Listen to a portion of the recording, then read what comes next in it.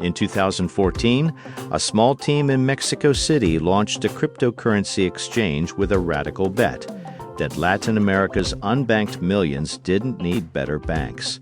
They needed to bypass banks entirely. 11 years later, Bitso has processed over $12 billion in transactions, operates across multiple countries, and has become the dominant on-ramp for crypto in a region where 57% of adults still lack traditional financial services. And what the numbers reveal is something most people in the US and European crypto world completely miss. This isn't about speculation. This isn't about NFTs or meme coins. The majority of Bitso's transaction volume comes from cross-border remittances and currency hedging, people sending money home, and people protecting their savings from inflation. So we have a platform that looks, from the outside, like just another crypto exchange. But what's actually happening underneath is a fundamental rewiring of how money moves across borders in Latin America. And the question we need to answer isn't whether Bitso is a good exchange. It's whether platforms like this are building a parallel financial system that serves people traditional banking abandoned, or whether they're creating new dependencies that could be just as fragile. It's time to understand this deeply.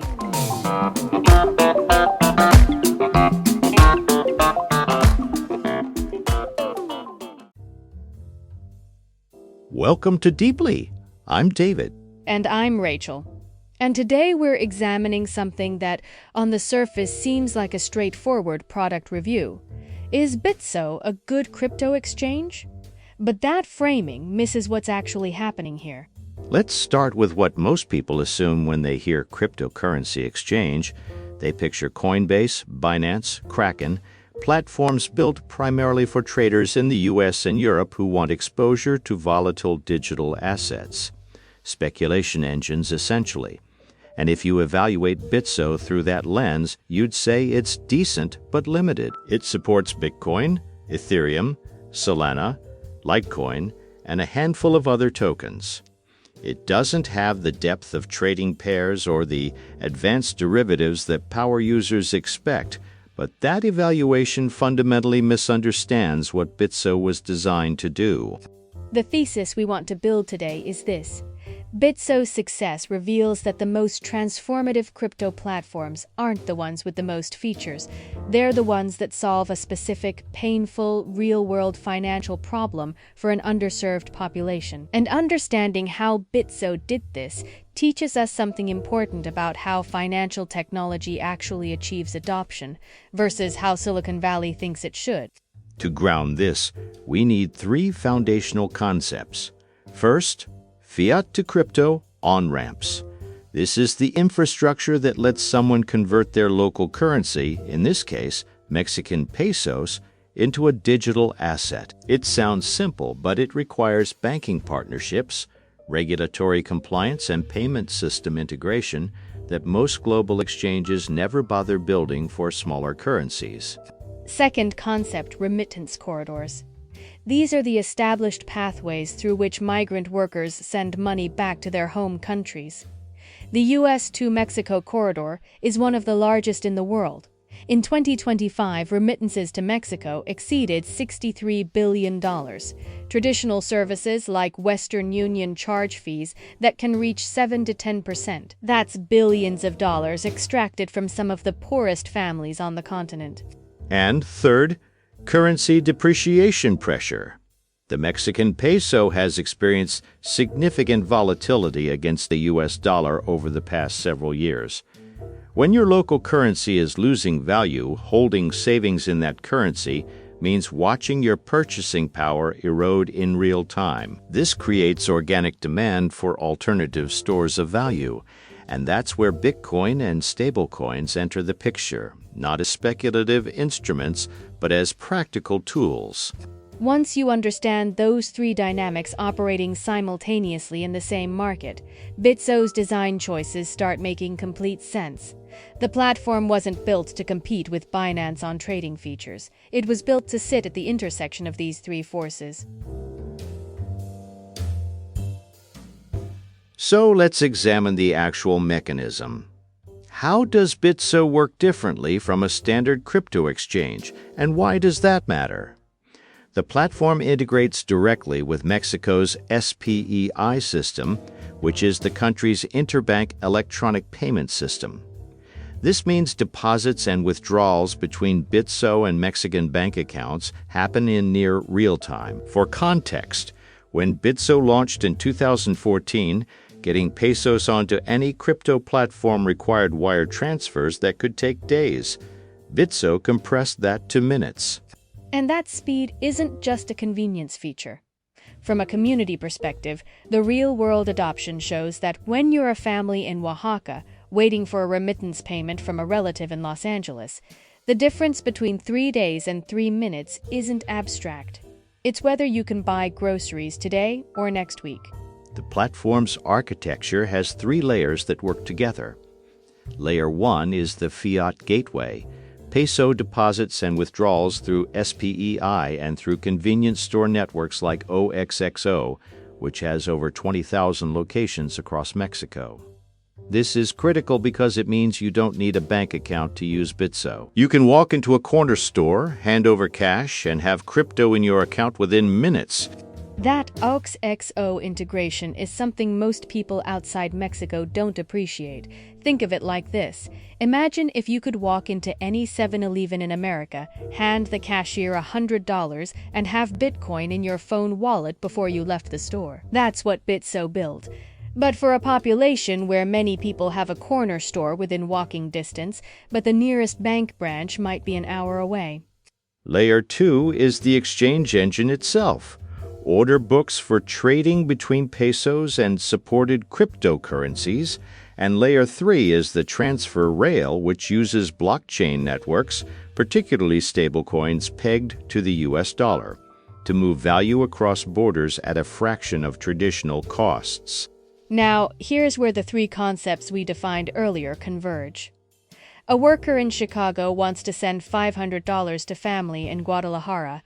Through traditional remittance services, fees and unfavorable exchange rates might consume $30 to $50 of that through Bitso's infrastructure. And this is increasingly happening through partnerships with services like Wise and through direct stablecoin transfers. The cost drops to under $5, and the transfer settles in minutes rather than days. The security architecture deserves attention too, because trust is the foundation everything else rests on. Bitso has operated since 2014 without a major security breach. They use cold storage for the majority of customer funds, which means the crypto is held in systems disconnected from the internet. They implement 2-factor authentication, and they've voluntarily adopted compliance standards that exceed what Mexican regulation currently requires. It's like building a vault before the city requires one. And that proactive approach to security has been essential for a platform operating in a region where trust in financial institutions is understandably low.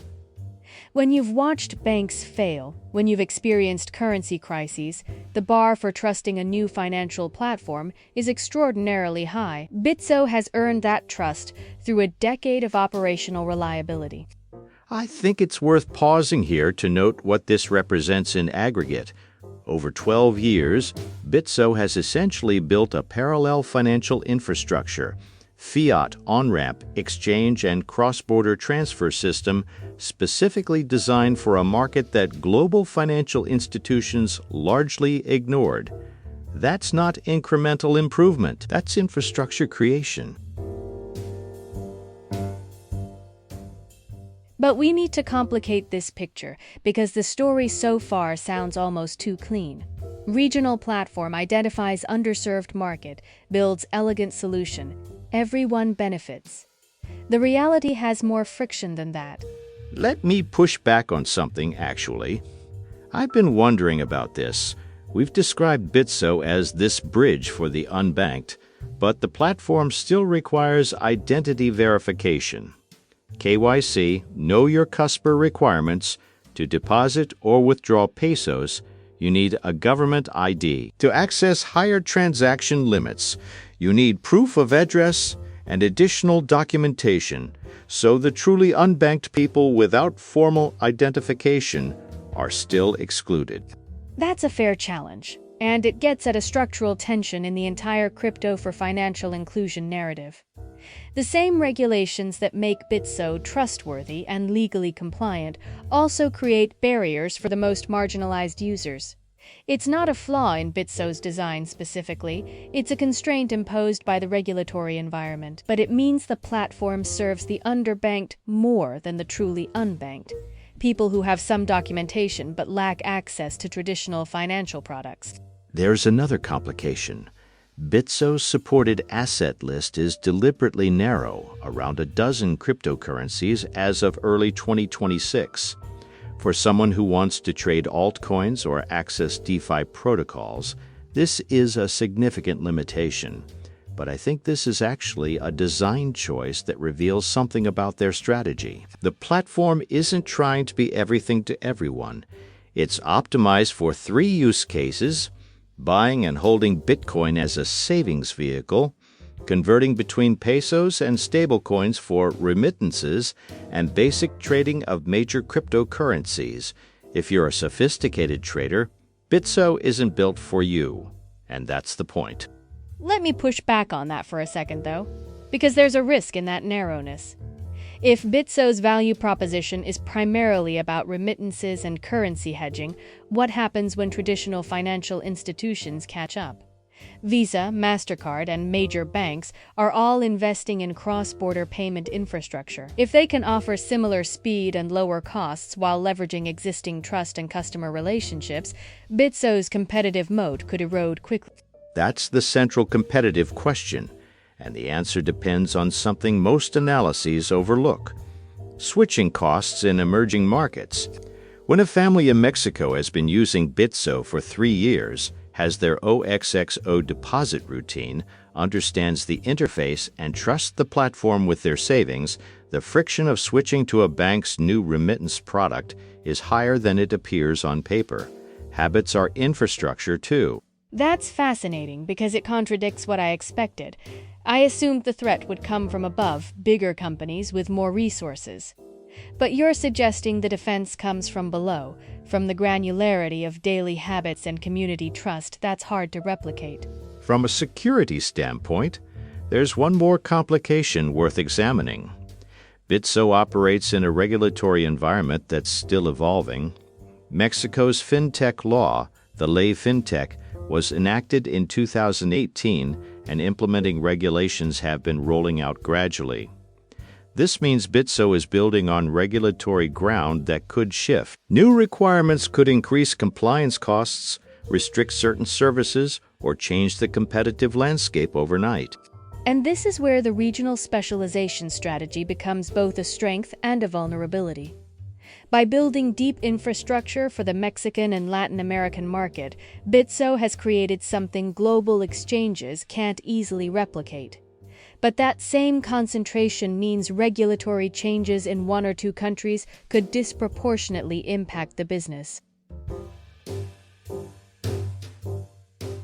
There's a dimension of Bitso's story that rarely gets discussed in reviews, and I think it's the key to understanding everything else about the platform's trajectory. It's the role of stablecoins. When most people think about Bitso, they think Bitcoin. The company was founded as a Bitcoin exchange. Bitcoin is the marquee asset. But increasingly, the transaction volume that actually drives Bitso's business comes from stablecoins, digital tokens pegged to the US dollar, primarily USDT and USDC. Why does that distinction matter? Because it reveals a fundamental shift in what crypto platforms actually do in emerging markets. Bitcoin is volatile. Its price can swing 10-15% in a week. For someone using crypto as a savings vehicle or a remittance rail, that volatility is a feature if you're speculating, but a serious problem if you're trying to preserve the value of your paycheck. Stablecoins solve that problem. A worker in Texas converts dollars to USDC, sends it to a family member's Bitso account in Mexico, and the recipient converts it to pesos. At no point does anyone bear cryptocurrency price risk. The blockchain is just the transfer mechanism, faster and cheaper than SWIFT or Western Union, but without the volatility of holding Bitcoin. So what we're really looking at is a platform that markets itself around Bitcoin, because that's the brand, that's the excitement, that's what draws new users in. But increasingly operates as a stablecoin transfer network. The Bitcoin narrative is the front door. The stablecoin infrastructure is the engine room. And this has implications for how we evaluate Bitso's fees. The platform charges a spread on trades, typically between 0.1% and 1% depending on the pair and your volume tier. For someone making a single Bitcoin purchase, that's competitive but not exceptional. But for someone routing a $500 remittance through stablecoins, even a 5% fee represents just $2.50, dramatically less than traditional alternatives. Once you understand this, the whole picture changes. Bitso isn't competing with Coinbase for the attention of American crypto traders. It's competing with Western Union for the wallets of Latin American families. And on that metric, cost, speed, accessibility, the comparison isn't even close. I hadn't thought about it that way before, actually, because it means the common criticism of Bitso, limited trading pairs, no advanced features, no derivatives, is like criticizing a pickup truck for not being a sports car. It misses the purpose entirely.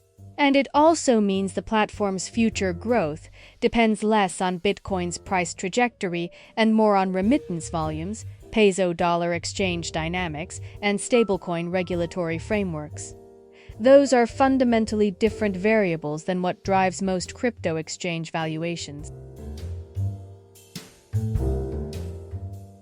So, where does this leave us? We've established that Bitso is less a crypto exchange in the traditional sense and more a financial infrastructure platform built for a specific regional need. The question is what this model tells us about the broader landscape of financial technology. The pattern here is instructive. The most successful fintech platforms in emerging markets aren't the ones with the most sophisticated technology or the longest feature lists. They're the ones that identify a specific, painful friction in people's financial lives and remove it with minimal complexity. Pesa in Kenya did this for mobile payments. Mercado Pago did it for e-commerce in Latin America. And Bitso is doing it for cross-border value transfer and currency hedging in Mexico. The common thread is that none of these platforms tried to serve everyone. They went deep in one market, understood the specific pain points, and built precisely for those needs. Looking at adoption patterns, what's happening in 2026 is that this model is spreading. Bitso has expanded beyond Mexico into Colombia, Brazil, and Argentina, each country with its own currency pressures and remittance dynamics. But the playbook is the same. Integrate with local payment systems, build trust through security and reliability, and use blockchain as invisible infrastructure rather than as the product itself. The regulatory landscape here is evolving rapidly. Brazil's central bank has been developing its own digital currency, the Drex, which could either complement or compete with platforms like Bitso. Argentina's economic volatility has created enormous demand for dollar-denominated stablecoins.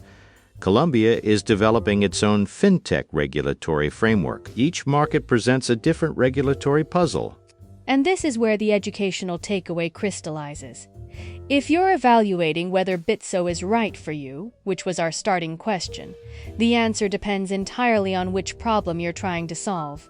If you want to trade 30 different altcoins with leverage, Bitso is the wrong tool. If you want to convert pesos to Bitcoin as a savings strategy, send money across borders affordably, or hold stablecoins as a hedge against local currency depreciation, Bitso was specifically engineered for those use cases. The protocol fundamentally changes how value moves across the U.S.-Mexico corridor, and the data supports this.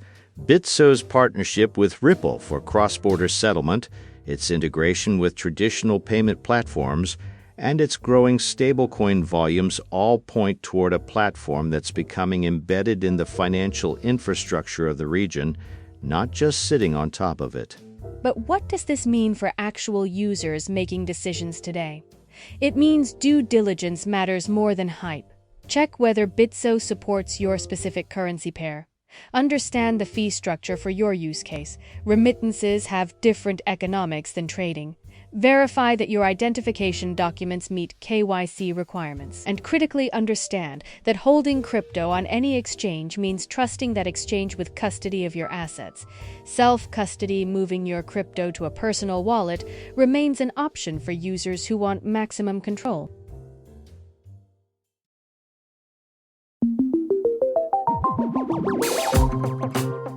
We started this episode with a question about whether Bitso is the right crypto exchange for you.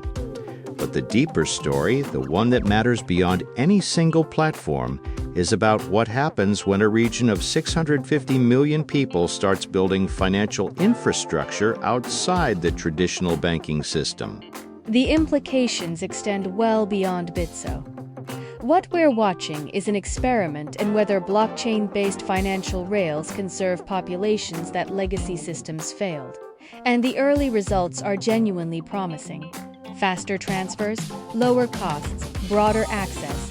But the experiment is far from complete. The open questions are significant. How will central bank digital currencies interact with private platforms like Bitso? Will regulators tighten controls in ways that increase costs and reduce accessibility? Can these platforms maintain security as they scale? And perhaps most importantly, as traditional financial institutions adopt similar technology, will the advantage of crypto-native platforms persist? Those questions don't have answers yet.